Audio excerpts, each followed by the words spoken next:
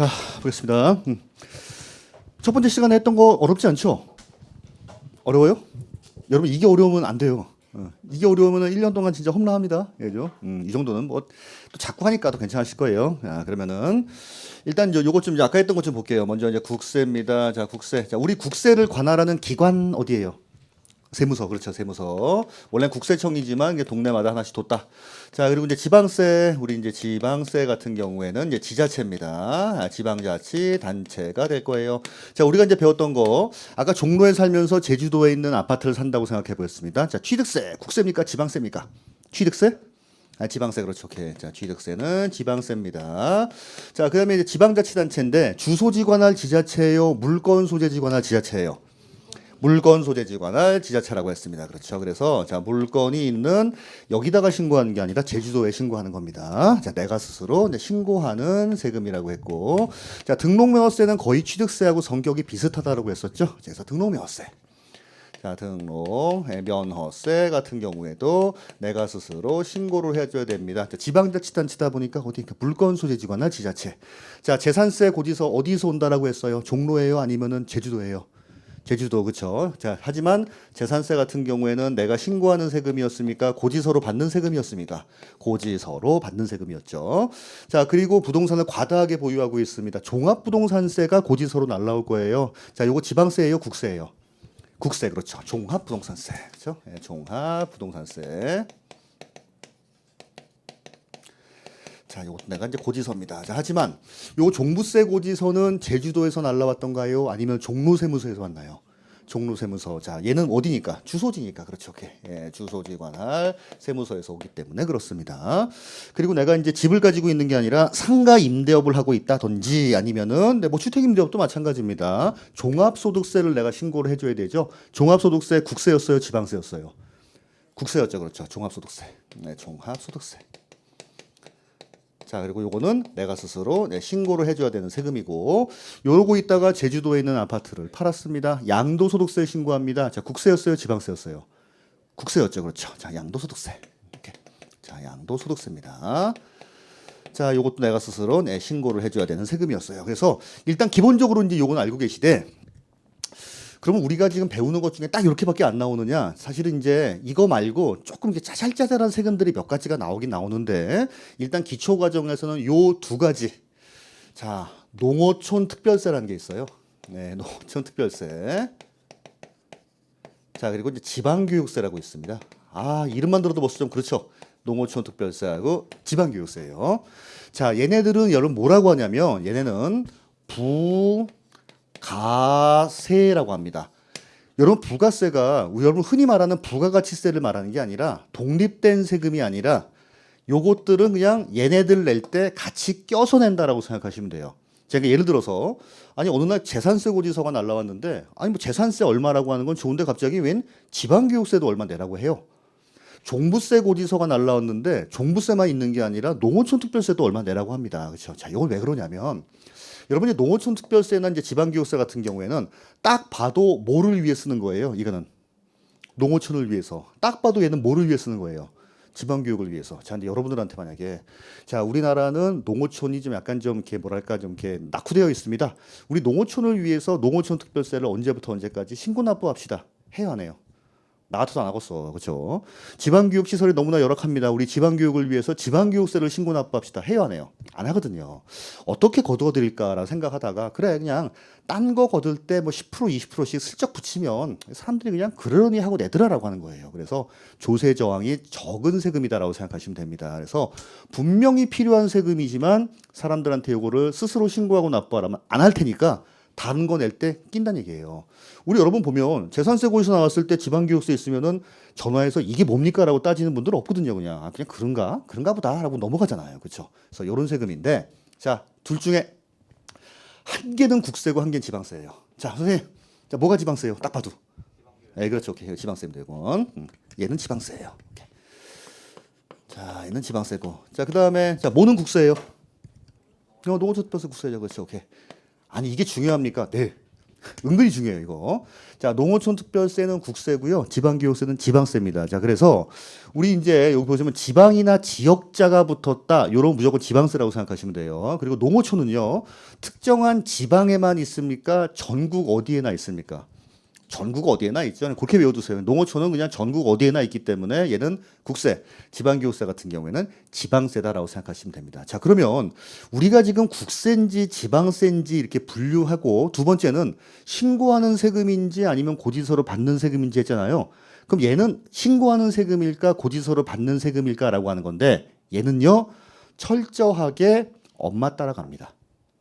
엄마 따라가요. 자, 그러니까 예를 들어서 농어촌 특별세는 취득세도 붙고 종합부동산세도 붙어요. 그러면 여러분 취득세 붙는 농어촌 특별세는 뭘 해야겠어요?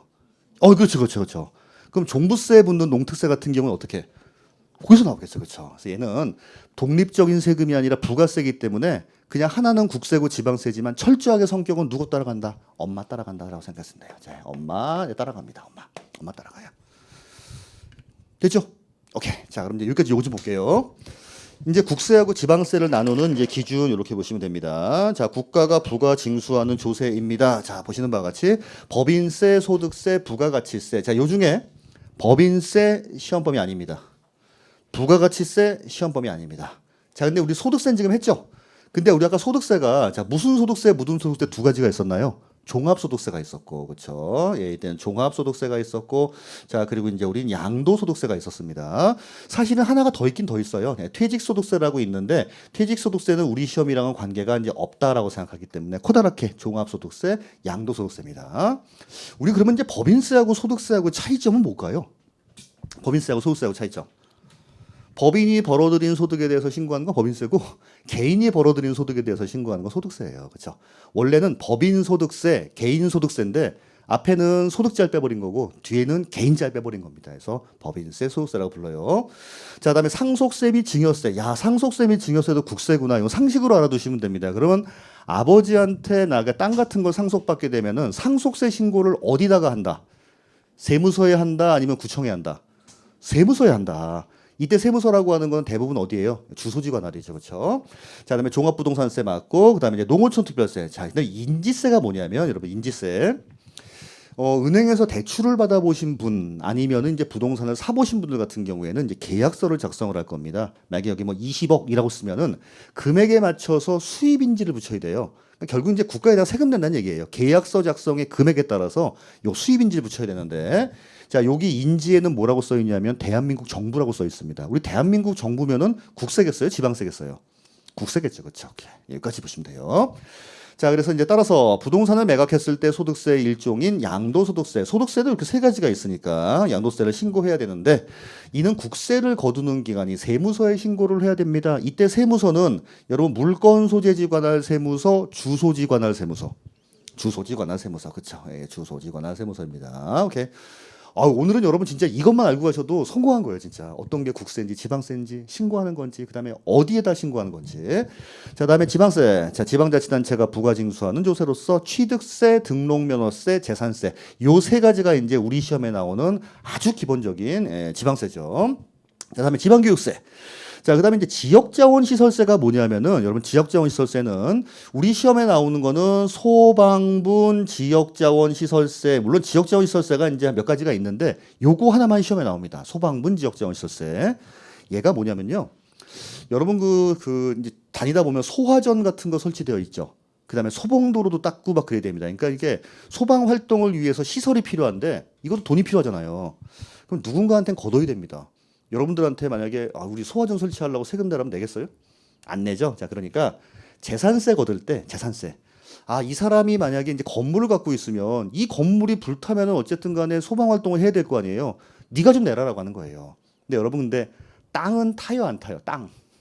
땅은 안 타죠. 그러니까 건물이나 주택 갖고 있는 재산세 고지서 보낼 때 슬쩍 이것도 이제 낍니다. 그러니까 여러분 재산세 고지서를 받아보면요. 재산세도 있고 소방분 지역자원시설세도 있고 지방교육세도 같이 나오고 나중에 나오겠지만 도시지역분 재산세 네 가지가 나와요. 그러니까 자, 그런 것들은 그러니 생각하시면 되고 그냥 요거는 벌써 1년이 그냥 막막하죠. 아, 그렇게 많은 걸 배운단 말이야. 그죠? 근데 그 정도만 아시면 되고. 자, 나중에 요거 이제 지방소득세가 뭐냐면, 이제 요것만 좀 볼게요. 지방소득세는 우리 이제 양도나 아니면 저걸 이제 땅 같은 거 팔아보신 분들 좀 아실 겁니다. 이제 예를 들어서 양도소득세가, 양도, 소득세를 내가 땅을 팔아서 계산을 해봤더니 1억만큼 내야 된대요. 와, 양도세 1억 원, 1억 원. 요거만 내고 끝내는 줄 알았더니, 자, 여기에다가 10%만큼, 1,000만 원만큼 붙는 게 있어요. 자, 이걸 지방소득세라고 해요. 네, 지방소득세입니다. 이 지방소득세는 뭐냐면 여러분 법인세나 소득세, 그러니까 법인이 벌어들이면 법인세를 신고 납부해야 되고 개인이 벌어들이면 소득세를 신고 납부하는데, 이 소득세가 세 가지가 있다 했잖아요. 종합소득세, 양도소득세, 퇴직소득세. 자, 근데 요 소득세 10%만큼을 소득세에 붙는 지방세로 걷는 게 있어요. 요게 옛날에는 뭐였냐면 주민세예요, 주민세. 왜 주민세 10% 별도 들어본 적 있죠? 그게 아니 소득이랑 주민이랑 뭔 상관인데, 그래? 그럼 이름 바꿉시다. 그냥 소득세에 붙는 지방세. 법인세나 소득세에는 10%만큼 이것도 내야 돼요. 그러니까 가끔 그래서 여러분 안내를 할 때 특히 이제 세무사들 같은 경우에 그런 게 많습니다. 요것만 안내하는 경우가 있어요. 양도세가 1,000만 원이에요. 1억 원이에요. 근데 이게 사실 10%면 상당히 큰 금액이거든요. 요거까지 이제 같이 말씀을 해주셔야 되는 거죠. 그러니까 양도세 1억 원, 지방소득세 1,000만 원. 요 소득세에 붙는 10%짜리 지방세라고 생각하시면 됩니다. 쟤는 국세겠어요, 지방세겠어요? 당연히 지방세죠. 지방이나 지역자가 붙어 있기 때문에 그렇습니다. 자, 그래서 우리가 지금 이제 나오는 것들은 그렇게만 나와요. 요렇게 6가지 세목에다가 농어촌 특별세, 지방교육세, 지방소득세, 일단 요렇게 9가지 이렇게 말아두세요. 근데 얘네들은 중요해요, 안 중요해요? 단독 문제로 출제가 되는 건 아닙니다. 얘들은 단독 문제가 출제가 되는 건 저렇게 6가지인데 쟤네들 나올 때 이것도 은근슬쩍 한두 번씩 언급이 되는 경우가 있거든요. 그래서 그렇게 보시면은 될 것 같습니다. 오케이. 자, 이제 그다음부터는 쉬워요. 그다음부터는 자, 두 번째 보시면 이제 조세 사용 용도가 특정되었는지에 따른 분류입니다. 자, 아까는요 누가 걷는 세금이니에 따라서 국세인지 지방세인지 이제 분류했어요. 지금 얘는 뭐냐면 특정한 용도가 정해져 있다. 이러면 목적세예요. 근데 이러한 용도가 정해져 있지 않다. 그러면 보통세입니다. 암기할 사항이 아니라 이해만 하시면 됩니다. 자, 그럼 이거 굳이 외워야 되느냐? 아니요. 목적세만 외우시면 돼요. 그 나머지는 전부 다 보통세라고 생각하시면 됩니다. 근데 목적세는 딱 봐도 그래요. 우리 농어촌 특별세 딱 봐도 뭐를 위해 써요? 농어촌을 위해서. 지방교육세 딱 봐도 뭘 위해 씁니까? 지방교육을 위해서. 지역자원시설세, 우리 아까 이제 소방분 지역자원시설세라고 했죠. 자, 뭐를 위해 쓰겠어요? 소방시설을 확충하는 데 쓰는 겁니다. 그래서 얘네 3가지 정도만 알아두시면 되고 나머지는 전부 다 보통세라고 생각하시면 돼요. 자, 보통세는 뭐냐면 여러분 취득세, 등록명세, 재산세 뭐 이런 것들이야 특정한 목적이 정해져 있지 않죠. 걷어다가 뭐 공무원들 월급도 줄 수 있고 그다음에 무슨 뭐 복지시설에 포함할 수도 있고 여러 가지 목적이 있습니다. 근데 얘는 딱 이 용도에만 써야 됩니다. 자, 그럼 우리 농특세 국세이면서 부가세이면서 목적세죠. 자, 다시 농어촌 특별세 국세죠. 농어촌은 전국 어디에나 있다라고 했잖아요. 독립세였어요? 부가세였어요? 부가세라고 했어요. 얘가 독립적으로 걷는 게 아니라 다른 세금에 붙는 세금. 자, 그러면서 얘는 특정한 목적에만 쓰는 목적세라고 생각하시면 됩니다. 자, 지방교육세 국세예요? 지방세예요? 지방세이면서 부가세이면서 목적세가 되는 거죠. 그렇죠? 그렇게 보시면 돼요. 오케이. 자, 얘는 안 중요합니다. 아깝게 훨씬 중요합니다. 중요해요. 자, 그 다음에 이제 세 번째 조세 부담 전가 여부에 따른 분류인데 요거는 여러분 그냥 참고 삼아 좀 알아두시면 되고 시험 문제에 직접적으로 출제가 되는 거는 아니라고 생각하시면 됩니다. 직접세, 간접세예요. 직접세냐 간접세냐. 여러분 이제 우리가 배운 것들은 전부 다 직접세인데 가장 대표적인 간접세가 뭐가 있냐면 부가가치세가 있어요. 부가가치세. 자, 예를 들어 볼게요. 이 근처에 뭐가 있지? 스타벅스 있나? 예, 스타벅스. 아유, 그냥 스벅이라고 쓸게요. 그냥 스벅. 예. 자, 갑이라고 하는 사람이 자, 여기 요렇게 가서 이제 커피를 삽니다. 그럼 이제 스타벅스에서 이제 커피를 요렇게 이제 줄 거예요. 스타벅스에서 커피 얼마씩 해요? 되게 5,500원을 할게요. 그냥 5,500원. 그렇죠? 비싸다. 옛날에 스타벅스 처음에 나왔을 때 야, 무슨 커피 한 잔에 5,000원씩 하나 그랬는데 지금은 5,000원씩 되는 데들이 너무 많아서 이제 오히려 스타벅스가 싸다고 느끼던 때가 있어요, 또. 그죠? 자, 그러면 요 스타벅스는 이 5,500원이 전부 다 이 스타벅스 매장의 매출액일까요? 얘기해요. 맞아요? 아니에요. 그렇죠? 자, 여기 매장은 이제 5,000원만 먹습니다. 5,000원. 자, 요게 이제 순수하게 이제 매출이 되는 거죠. 자, 그럼 요 500원은 뭐예요? 이게 부가가치세예요.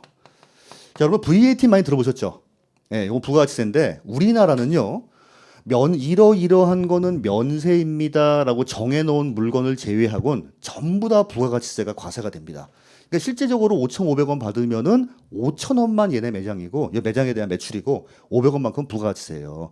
우리나라 부가세율은 몇 프로? 10%, 그렇죠. 10%입니다. 아니 나는 5,500원이라 그러면 5,000원이면 어떡하느냐? 45454는 매출이고 450 얼마는 그러니까 부가가치세가 되는 겁니다. 포함해서 받았으니까. 자, 그래서 요거는요. 요 부가가치세를 실질적으로 부담하는 사람을 뭐라고 하냐면 담세자라고 말합니다. 담세자. 세금을 부담하는 사람이에요. 담세자입니다. 자, 그러면 이 부가가치세를 이 스타벅스라고 하는 사업자는 모아놨다가 3개월이나 6개월에 한 번씩 세무서에다가 신고하거든요. 그래서 부가가치세를 내야 할 의무가 있는 사람은 사업자예요. 납세 의무자예요. 자, 그러면 이렇게 세금을 내야 할 사람과 담세자가 서로 어떻게 해요? 다르죠.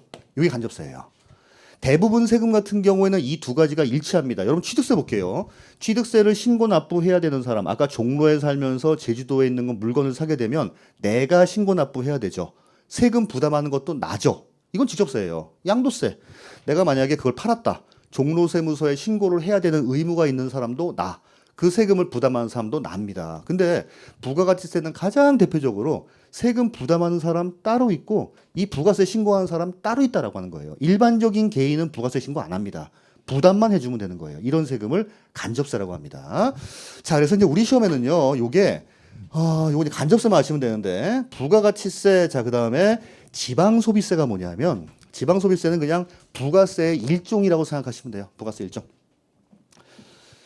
우리나라 국가에서 자 1년에 부가가치세 수입을 만약에 100조쯤 거뒀다라고 할게요. 100조. 와, 그러면 국가 재정 수입은 완전 빵빵하죠. 근데 지방자치단체에다가 얼마씩 좀 주고 싶은 거예요. 그래서 요 중에 약 4분의 1 정도, 한 25조 정도를 이거를 이제 지방으로 돌립니다. 자, 이 세금을 뭐라고 하냐면 지방소비세라고 해요. 그럼 지방소비세는 별도로 걷는 거예요, 안 걷는 거예요? 별도로 걷는 게 아니에요. 그냥 부가세 중에서 4분의 1 정도를 지방으로 돌리는 세금. 명칭만 아시면 됩니다. 시험 문제 나오진 않아요, 이건요. 자, 그 다음에 이제 인지세 정도가 간접세인데, 인지세. 여러분들 매매 계약서를 쓸 때 수입 인지에 대한 비용은 내가 부담을 하지만 인지세를 내가 갖다가 어디 내고 이런 건 아니죠. 그러니까 그냥 간접세다라고 생각하시면 됩니다. 요거 제외하고 나머지는 전부 다 직접세예요. 납세무자와 담세자가 서로 일치하느냐, 일치하지 않느냐 이제 요 차이가 있습니다. 그래서 요것도 덜 중요해요. 우리 지금 세 가지 배웠죠. 국세냐, 지방세냐, 보통세냐, 목적세냐, 직접세냐 간접세냐 이렇게 배웠는데 그 두 개는 별로 중요하지 않고 국세 지방세가 훨씬 중요합니다. 그죠? 자, 이제 그다음에 여기까지 좀 볼게요. 여기 442페이지에 보시게 되면 자 국세 지방세가 나와 있고 443 보통세 목적세에서 그 중에 목적세 중에서는 거기만 좀 밑줄에 놓을게요. 농어촌 특별세, 지방교육세, 지역자원 시설세 이걸 목적세라고 합니다. 443페이지에 위에서 네 번째 줄입니다. 농어촌 특별세, 지방교육세, 지역자원시설세, 자 이런 것들이 목적세. 자, 세 번째 보시면 조세부담 전가 여부에 따른 분류. 자, 간접세만 알면 되고 나머지는 전부 다 직접세입니다. 간접세, 부가가치세, 지방소비세, 인지세 등을 말합니다. 자, 그리고 밑에 나와 있는 부가가치세 2에 조금 전에 설명드렸던 스타벅스의 예입니다. 자, 그렇게 보시면 될 것 같아요. 에듀윌 유료 회원만의 명품 자료 서비스.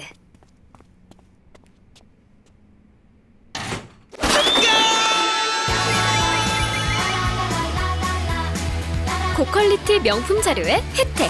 오직 에듀윌 유료 회원에게만. 에듀윌. 자, 이제 네 번째. 얘는 중요합니다. 인적 귀속 여부에 따른 분류입니다. 얘는 중요해요. 자, 우리 이제 요게 뭐냐면 요게 우리 지금 아까 그냥 그냥 써둘 거 그냥. 자, 여기 이제 아까 종로구에 거주한다라고 했어요. 예, 종로구에 이 사람이 거주하고 있는 사람입니다. 자, 그다음에 이제 제주시에 있는 예, 아파트를 이제 취득했다라고 할게요. 오케이. 자, 요거 이제 취득세 신고를 제주도에 하는 거는 알았어요.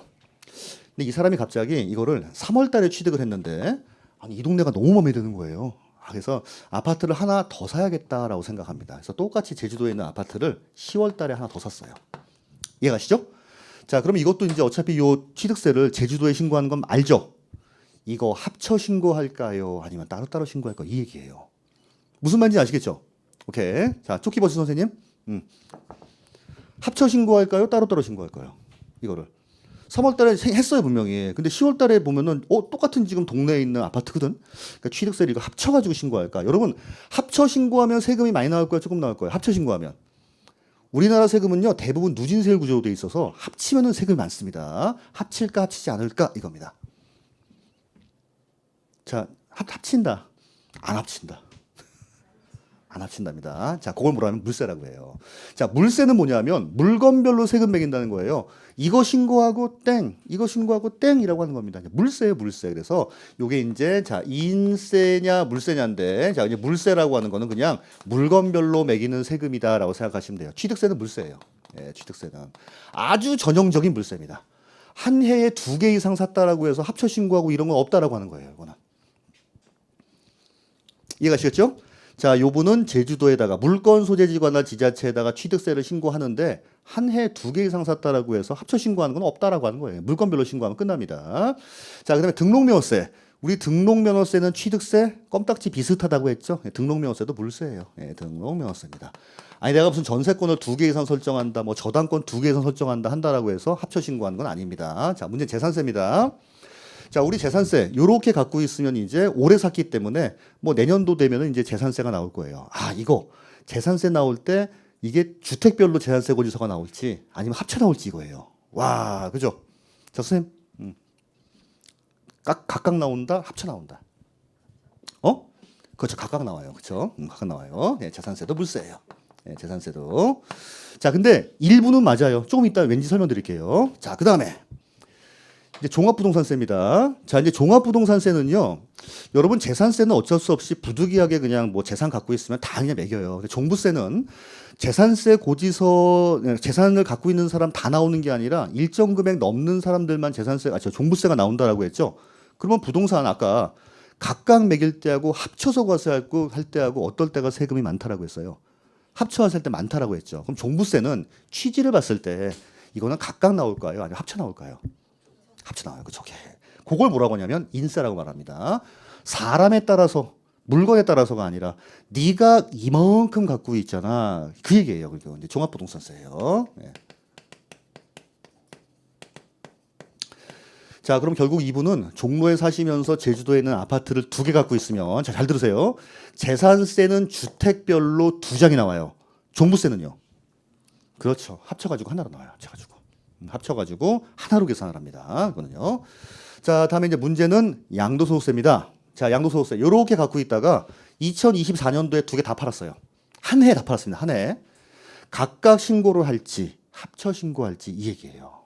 근데 지금 딱 보면 지방세 일로부터라 국세 일로부터라 딱 되어 있죠. 예, 양도소득세 합쳐가세요. 자, 양도소득세는 자, 이제 요거를 정리하면은 취득세는 3월에 취득하면 신고, 10월에 취득하면 신고, 하지만 합쳐 신고하는 건 아닌 물세. 재산세도 요거 따로 나오고 요거 따로 나오는 물세. 근데 종부세는 어차피 부동산 과다 보유에 대해서 제재하고자 하는 세금이다 보니까 물건별로 나오는 게 아니라 네가 전국에 있는 주택이 몇 개인지 전부 다 합쳐서 과세하는 인세. 근데 문제 양도소득세입니다. 양도소득세는 요게 지금 1월 1일부터 12월 31일까지 물론 이제 한 건별로도 이제 신고를 해줘야 돼요. 나중에 나오겠지만. 근데 궁극적으로는요. 네가 1년 동안 양도를 통해서 번 게 얼만데 그걸 합쳐가지고 신고해보라라고 하는 거예요. 요것도 인세입니다. 결국 대부분 요거는 지방세는 물세, 국세는 인세인 경우가 많아요. 됐죠? 자, 근데 우리가 선생님 얘기했듯이 요건 합쳐과세합니다라고 했었는데 자, 먼저 우리 그럼 재산세 요것만 좀 보도록 할게요.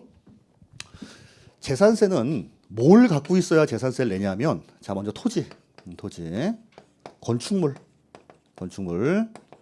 주택, 그다음에 선박, 항공기 요렇게 5가지를 갖고 있는 사람한테 재산세 고지서를 보냅니다. 그럼 자동차를 가지고 있는 사람은 재산세를 안 내냐? 안 내요. 왜냐하면 걔는 자동차세를 냅니다. 그래서 재산세 과세 대상은 딱 이렇게 5가지예요. 그래서 고지서의 이름을 보시게 되면은 토지분 재산세, 건축물분 재산세, 주택분 재산세, 선박분 재산세, 항공기분 재산세 이렇게 돼 있어요. 선박이나 항공기를 가지고 있는 사람은 저도 제주도에서 한 번도 본 적은 없습니다. 여러분도 없죠? 그러니까 얘는 안중에도 없어요. 안중에 없어요. 근데 문제는 얘입니다. 건축물이나 주택, 그러니까 상가 생각하시면 되고 상가나 공장 생각하시면 되고 집은 따로 가서 합니다. 아, 얘네들은 아닌 말로 법에서 제재를 해놨다 뿐이지 법에 대한 규제만 풀면은 얼마든지 지을 수 있는 거 아니에요? 맞죠? 토지는 얼마든지 만들 수 있어요? 그게 아니에요. 그러다 보니까 우리나라에 있어서 토지는 너무나 제한적이고 소중한 재산입니다. 근데서 이제 이 토지에 대해서는 그래서 요거를 이제 효율적으로 쓴다. 이러면 세금을 조금 매겨요. 아, 근데 비효율적으로 쓰고 있네? 세금 많이 매깁니다. 비효율적으로 쓰는 것 중에서 가장 대표적인 게 뭐겠어요? 나대지. 아니, 가뜩이나 지금 땅도 부족한데 땅을 놀려? 이러면 재산세 많이 매겨요. 자, 근데 우리 세금 많이 매길 때는 각각과세 했어요? 합쳐과세 했어요? 합쳐과세 했었죠. 그렇죠. 자, 그래서 토지는요. 요거는 이제 세 가지로 구분하는데 요건 명칭은 나중에 생각하세요. 분리과세라는 게 있고 합산을 한다 하더라도 별도 합산하는 게 있고 나중에 합산한다 하더라도 종합 합산하는 게 있습니다. 자, 근데 보시는 바와 같이 아, 이렇게 세 가지로 구분하는데 합산 과세하는 것들이 있구나. 자, 그럼 얘는 뭐가 되겠어요? 인세로서의 특징이 있는 거죠. 자, 그러니까 집이나 상가 건물 같은 경우에는 물건별로 과세하지만 땅은 소중한 자원이기 때문에 비효율적으로 쓰게 되면은 이런 식으로 합쳐 과세하는 경우도 있다는 거예요. 그러니까 전국에 있는 모든 땅을 세 가지로 구분하는 거예요. 너는 재산세 분리과세 대상이야. 가장 대표적인 게 농지예요, 농지. 농지는 여러 필지 갖고 있다 하더라도 필지별로 과세합니다. 가장 대표적인 게 나대지예요. 나대지는요. 네가 만약에 제주시에 나대지를 5필지 갖고 있으면 싹 다 합쳐요. 합쳐가지고 과세하겠다는 거예요. 이게 어디 있어요? 그러면은 뭔가 좀 다르게 이용하든가라고 하는 겁니다. 비효율적으로 쓰게 되면은 합쳐 과세합니다. 그래서 다른 것들은 전부 다 물건별이면 물건별, 합산이면 합산 딱 정해져 있는데 재산세는 기본적으로는 물건별이지만 뭐에 대해서만 토지 중에 별도 합산, 종합 합산에 대해서만 합산 과세합니다. 그래서 인세로서의 특징을 가지고 있어요. 이 파트는 시험 문제 종종 출제가 됩니다. 이거는 인세인지 물세인지라고 하는 거. 그리고 하시면 되겠죠. 이 조세총론이 여러분 근데 참 재미없는 파트예요. 재미없는 파트입니다. 재미없죠? 재밌어요? 예, 재밌죠? 재밌어요. 예. 주입식 재미, 그죠? 자, 보겠습니다. 인세는 납세 의무자를 중심으로 인적 측면에 주안점을 두어 이제 과세하는 겁니다. 그래서 그러니까 물건별로 중요한 게 아니라 네가 얼마를 취득했니, 네가 얼마를 양도했니, 그래서 이제 사람 중심입니다. 근데 우리 이제 종부세나 양도세가 가장 대표적인 인세예요. 그래서 종합부동산세, 양도세, 그 다음에 재산세 중에서 뭐에 대해서? 토지, 그렇죠. 토지. 별도 합산 과세 대상 토지, 종합 합산 과세 대상 토지 같은 경우에는 제한된 자원이기 때문에 합쳐 과세합니다. 자, 물세, 과세 물건을 중심으로 물적 측면에 주안점을 두고 있습니다. 대부분의 지방세, 취득세, 등록명세, 재산세 못 빼고 토지를 제외한 나머지가 전부 다 물세가 될 거예요. 그죠? 국세인지, 지방세인지, 인세인지, 물세인지. 오케이. 그래서 그거는 443페이지에 보시게 되면 이제 인세 물세가 나와 있는데 자, 거기 좀 읽어볼게요. 인세. 자, 거기 이제 세 번째 줄 보겠습니다. 따라서 보이시죠?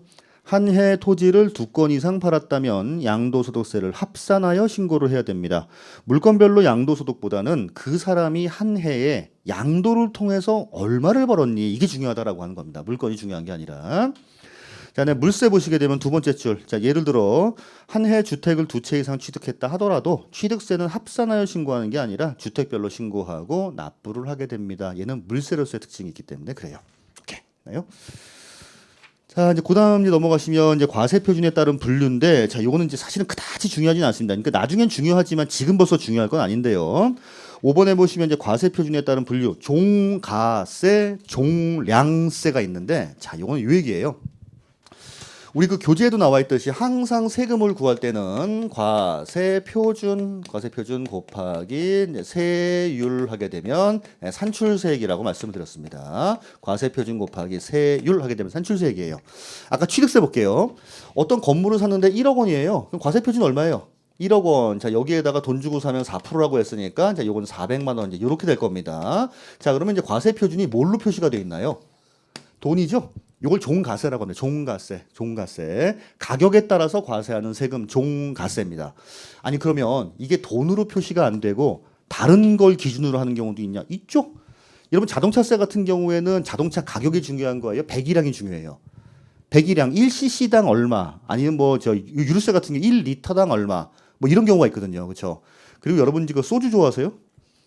그러면 이제 그 주정이라는 게 있는데 거기에는 뭐 그죠 뭐 1kg당 얼마 4만 5천 이렇게 한 게 있어요. 그거는 자 그런 건 뭐라고 종량세라고 말을 합니다. 그래서 우리가 배우는 거는 전부 다 돈이에요. 취득세, 등록면허세, 재산세, 전부 다 뭐 얼마에 대해서 몇 프로는 이건데 유일하게 종량세가 나오는 게 딱 하나가 나옵니다. 자 예를 들어서 어떤 사람이 집을 갑이라고 하는 사람이 갖고 있는데 이걸 담보로 은행에서 대출을 받으려고 합니다. 자, 그럼 이제 은행에서는 돈을 빌려주겠죠? 네, 5억 원을 빌려줬어요. 은행은 이 집에다가 뭐를 설정하죠, 여러분? 저당권, 그렇죠. 좋게. 갑이라고 하는 사람은 이 집의 소유권을 갖고 있는 거고 은행에서 돈 빌리면 집에다가 저당권 설정해요.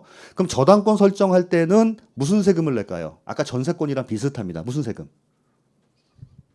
아까 등록명세 했잖아요. 등록명세. 그렇죠? 등기부 등본상에 변동사항이 있다. 거기에 대해서 걷는 세금이 등록명세입니다.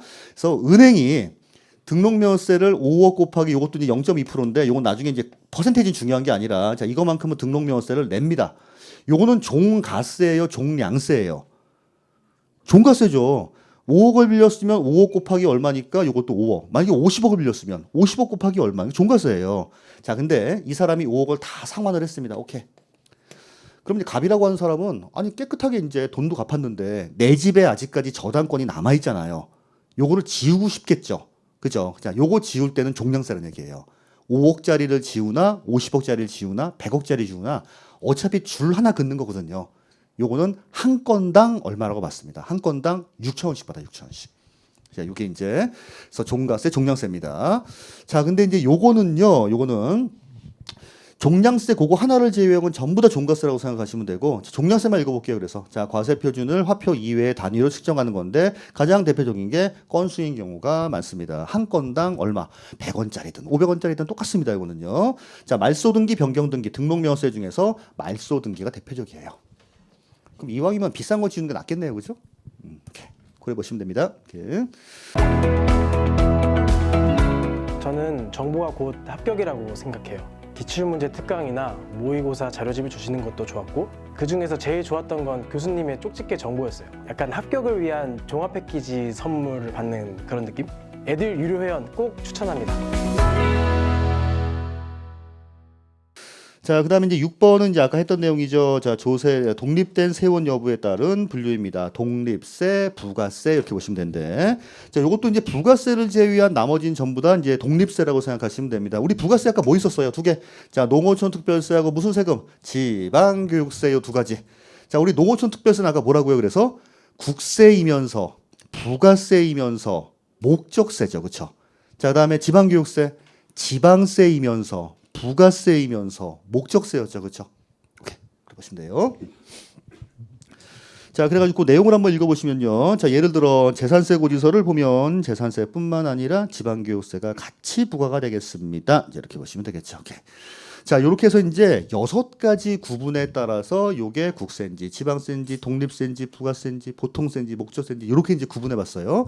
근데 그 중에 이제 제일 중요한 건 뭐다? 국세인지, 지방세인지 일단 첫 번째. 자, 다음에 중요한 게 요거 인세인지, 물세인지 이게 좀 중요합니다.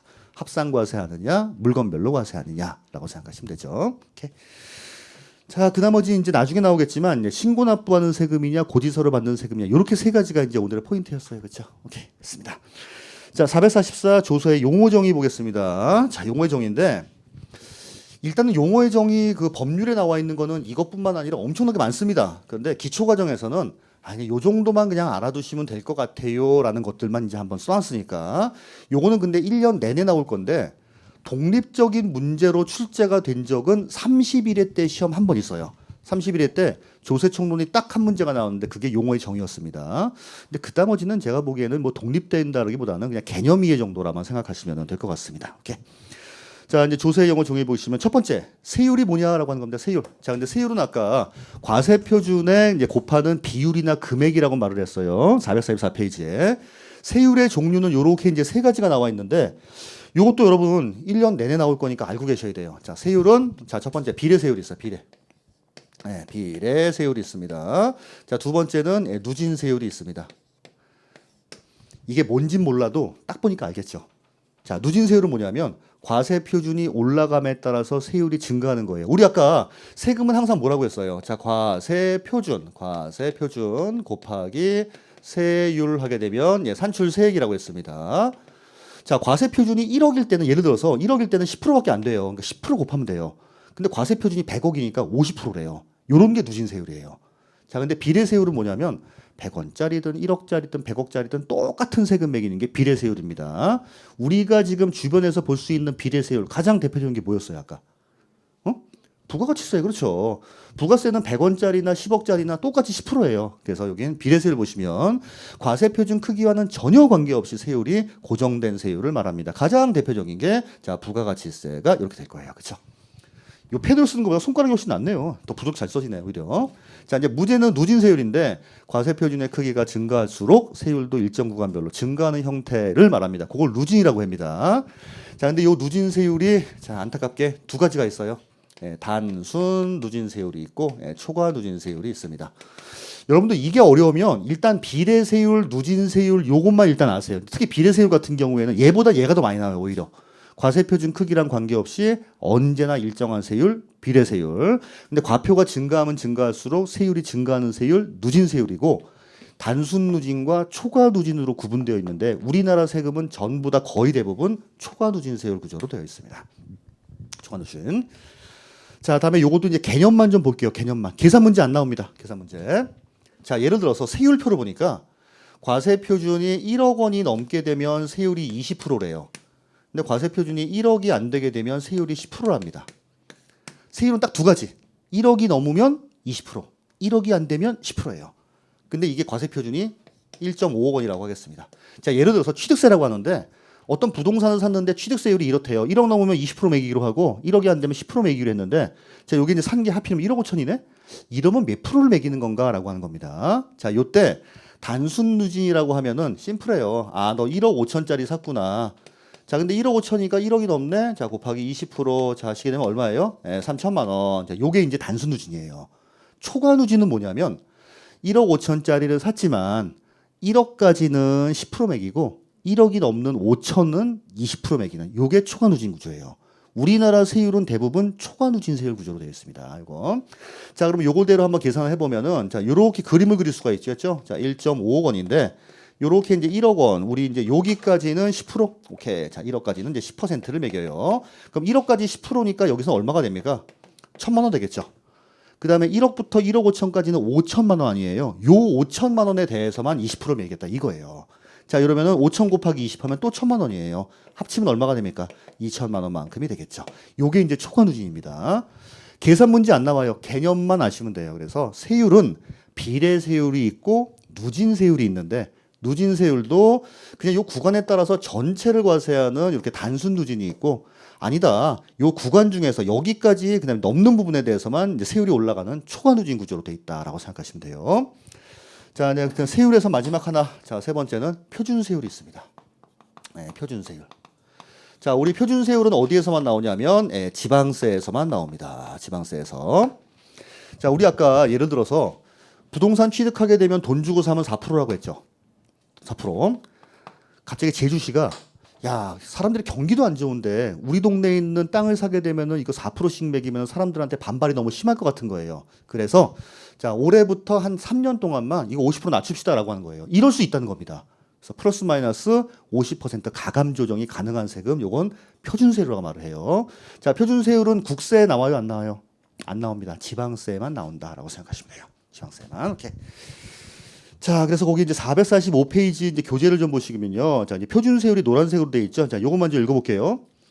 지방자치단체가 자, 여기 동그라미 할게요. 지방세. 국세는 표준세로 안 나옵니다. 지방세만 가능해요, 이게. 지방세를 부과할 경우에 통상 적용해야 할 세율 정해놓긴 정해놨는데 각종 이유가 있는 경우에는 따르지 않을 수 있는 세율을 말합니다. 4% 너무 과한 것 같으니까 한 3년 동안 2%만 매깁시다.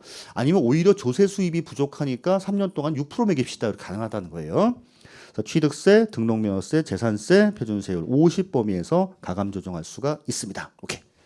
그래서 세율이라고 하는 거는 과세 표준에 곱하는 비율 내지는 금액이지만 자, 이렇게 이제 세 가지가 있다. 세 가지 정도 보시면 될 것 같아요.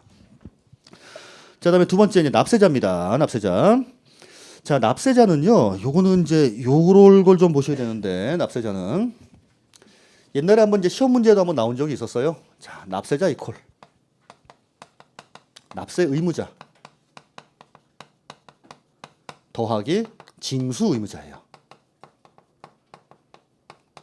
아니 뭐 이런 것도 나옵니까? 네. 옛날에 뭐라고 나왔냐면 납세자는 납세 의무자만을 말한다. 이거 틀린 지문이었어요. 납세자는 납세 의무자와 징수 의무자를 말합니다. 자, 근데 우리 이제 징수 의무자에는 뭐가 있냐면 자, 얘는 원천 징수라는 게 있고요. 자, 아니면 특별 징수라는 게 있습니다. 자, 요 정도만 보시면 되는데 납세 의무자는 좀 전에 우리 많이 했잖아요. 취득세는 부동산 취득한 사람이 내야 됩니다. 양도세는 내가 부동산 양도한 사람이 내야 돼요. 근데 징수 의무자는 뭐냐면 여러분 회사에서 월급 받게 되면 월급을 전부 다 받진 않죠. 4대 보험 떼고 소득세 떼고 그 소득세에 맞게 또 지방소득세 떼고 이렇게 받습니다. 이거 안 떼면 안 돼요? 안 떼도 사실은 관계없어요. 자, 왜냐하면 개인의 소득이라고 하는 건 소득세로 신고하는 거 아닙니까? 그러니까 5월 달에 그냥 각자 알아서 신고하시면 됩니다. 근데 여러분들이 세무서라면 그 불안해서 어디 뭐 그거 하겠어요. 그죠? 그러다 보니까 법에서 정해놨어요. 소득을 지급하는 사람들로 하여금 정확한 금액은 아니지만은 매달 얼마씩 떼라는 거예요. 자, 그걸 원천징수라고 합니다. 그리고 1년 동안 그 사람한테 원천징수한 금액이 만약에 1,000만 원이라고 하겠습니다. 근데 이 사람 정확하게 세금 낼 걸 계산을 해봤더니 사실은 700만 원만 내면 되는 거예요. 그럼 300만 원만큼 돌려주죠. 이걸 뭐라고 해요? 이걸 연말정산이라고 하는 연말정산. 연말정산이라고 하는 건 말 그대로 정산이에요, 정산. 내가 원천징수로서 떼서 이제 세무서에 납부한 금액은 좀 많이, 근데 실질적으로 난 700만 내면 된다. 300 돌려주는 겁니다. 근데 반대의 경우도 있죠. 1,000만 원만큼을 원천징수했는데 실제 낼 게 만약에 1,700이라고 하면은 오히려 좀 더 내야겠죠. 자, 그래서 이제 그걸 원천징수라고 하는데, 자, 그럼 얘는 뭐냐면 똑같아요. 자, 요거는 국세에서는 원천징수라고 하고 지방세에서는 특별징수라고 말을 합니다. 이게 차이가 있어요. 저는 개인적으로 저런 것 좀 통일했으면 좋겠어. 국세에서는 원천징수, 지방세에서는 특별징수라고 말합니다.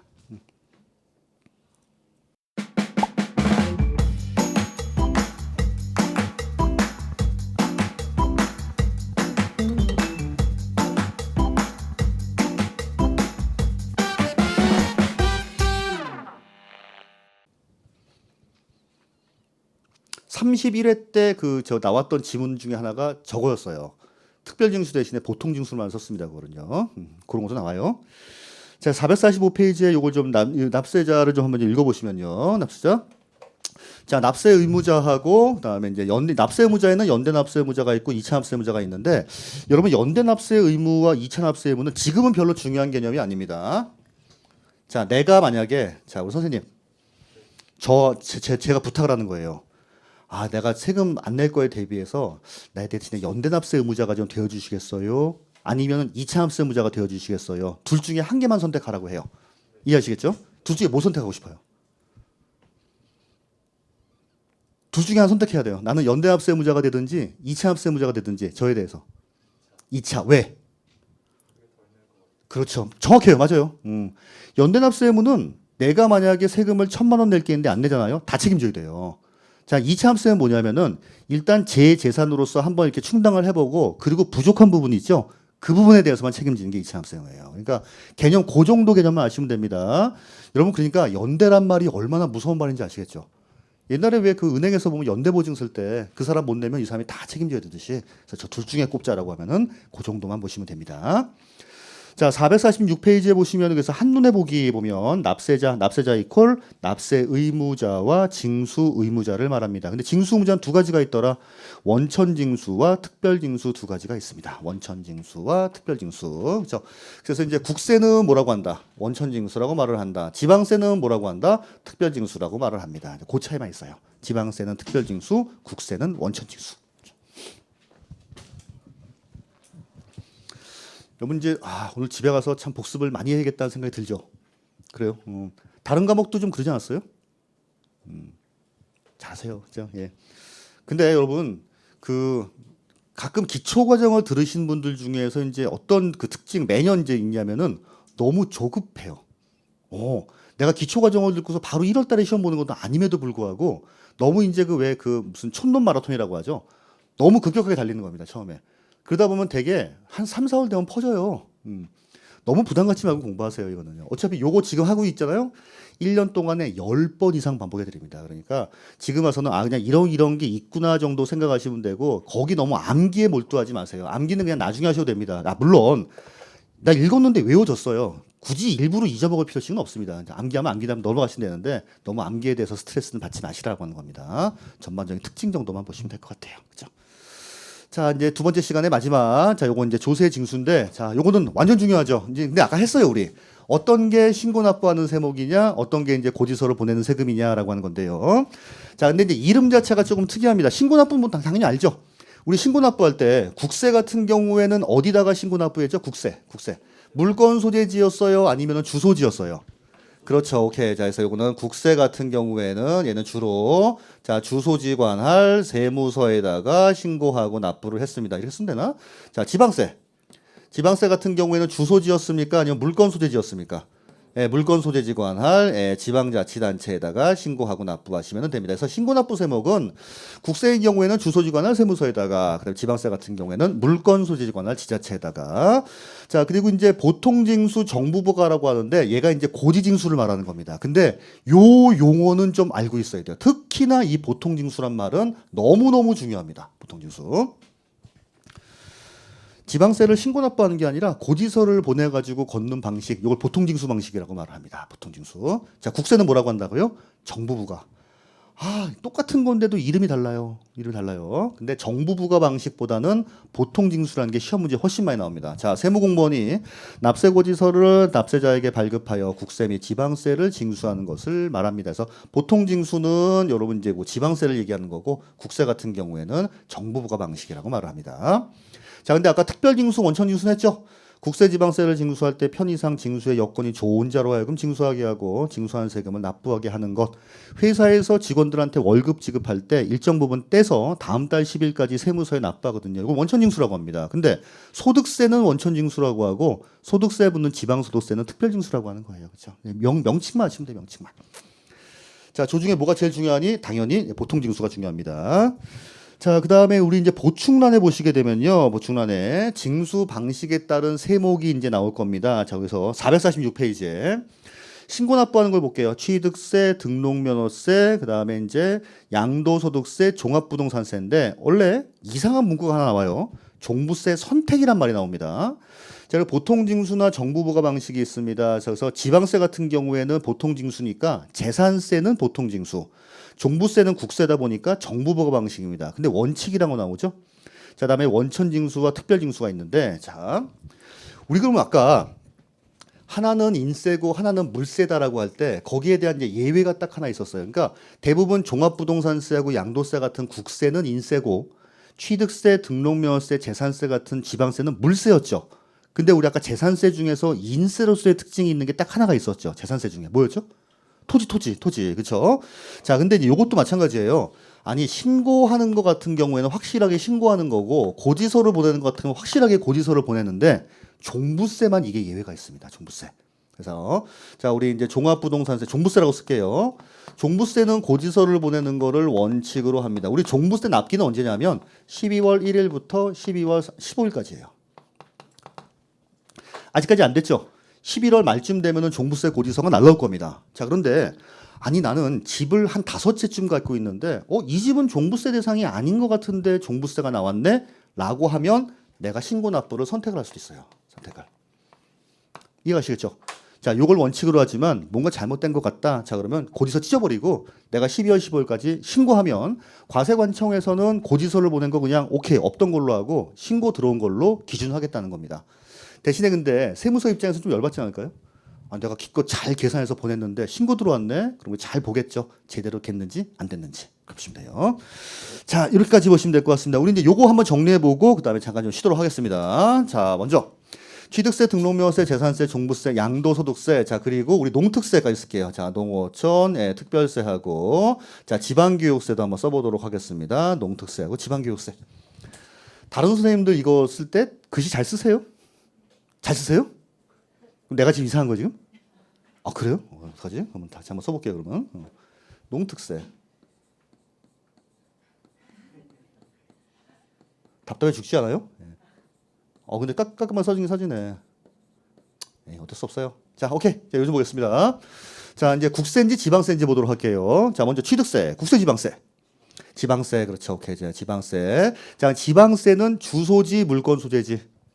물건 소재지, 그렇죠. 종로에 살면서 제주도에 있는 아파트 사면은 종로구청에 신고한다, 아니면은 제주시청에 신고한다. 제주시청에 신고한다. 자, 이건 내가 직접적으로 신고하는 세금이에요.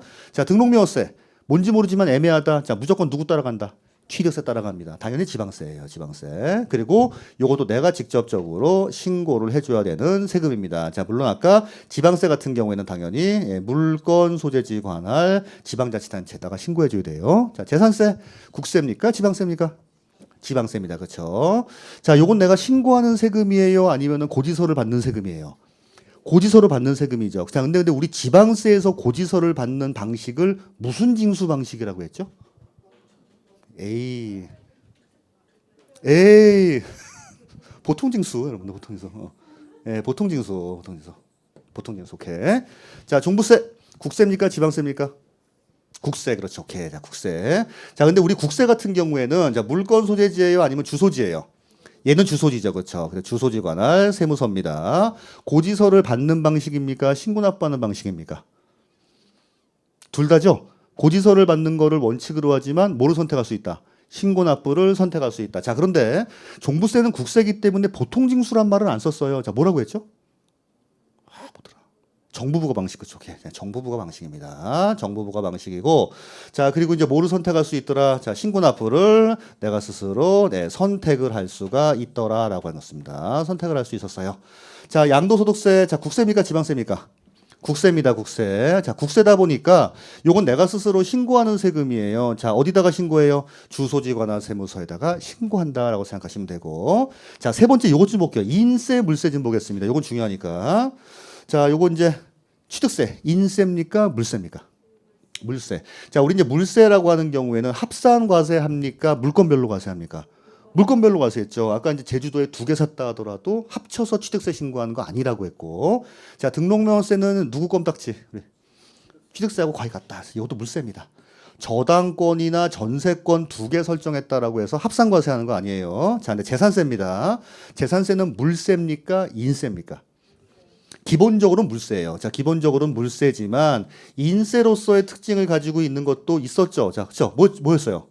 토지, 그렇죠. 오케이. 자, 여기 토지 같은 경우에는 인세로서의 특징을 가지고 있는 것들도 있습니다. 글씨가 아주 개판이네요. 이거 안 돼요. 잘 이상하게 나는. 난 왜 안 되지? 남들은 잘 쓴다고요? 비슷하죠? 그럼 왜 다 잘 쓴대, 근데 왜? 그죠? 자, 종부세 보겠습니다. 종부세, 인세, 물세. 전형적인 인세입니다. 전형적인 인세. 왜냐하면 부동산 과다 보유에 대해서 제재하기 위한 세금이니까 각자 과세하는 게 아니라 무조건 합산 과세예요. 무조건.